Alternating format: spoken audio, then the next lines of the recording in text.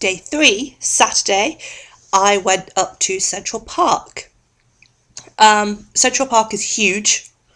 I didn't realise quite how large it was, but it's massive. If you want to see everything in Central Park, and there's statues, there's the zoo, there's one of the art museums just off the side of it, strawberry fields, all that kind of stuff. If you want to see everything in Central Park, I would put aside a whole day and wear some really good shoes because it's exhausting to walk around it. It's massive.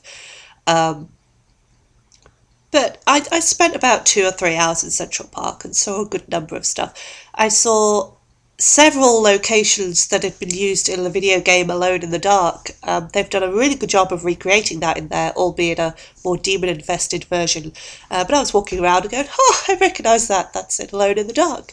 I also saw squirrels and ice skating. They've got an ice skating rink there in winter.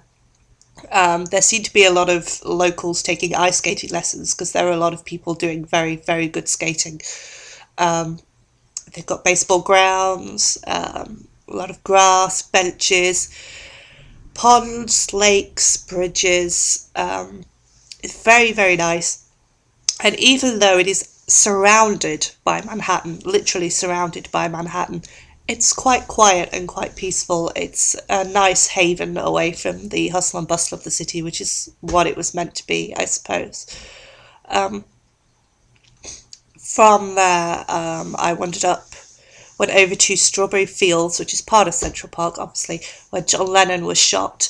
There's a very nice mural there now, which has got the word Imagine in the middle. A lot of people hanging around, signs saying this is a quiet zone, and, at least one busker sitting there playing endless music, hoping to make some money out of it. Apparently, I have heard you may run into Yoko Ono there. Apparently she still lives just across the road in the same apartment building, and apparently she still visits the area quite a lot. But yeah, it was nice to go there and see a nice little bit of history. And then over the same side, not actually in Central Park, but over the road, if you look for it, you can find 55 Central Park West. The haunted apartment building is used in Ghostbusters.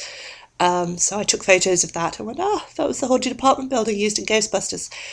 Then I went over to the Natural History Museum, also on Central Park West. Well worth a visit. A reasonably expensive ticket price. I think it cost me about $20 or $30 to get in, but I did pay extra to go into 2 optional exhibits. One of those was about large dinosaurs and how they had specific biology to cope with being so large, so how they managed to pump the blood around the body, dealing with the blood pressure over the large distances, that kind of thing. So that was fun and informative. And the planetarium, I'd really, really recommend going to the planetarium in the Natural History Museum. We had a 20-minute film narrated by Whoopi Goldberg all about the history and formation of the universe. It was really well presented. It was perfectly understandable to somebody who doesn't have a scientific background. I do have a scientific background, but I really enjoyed it nevertheless. And it was very accessible to somebody who's got no knowledge in that at all. And it was just, it looked really good. It was a really good quality film, very good CGI, nice comfortable seats. I definitely recommend going there, especially if you haven't been to a planetarium before.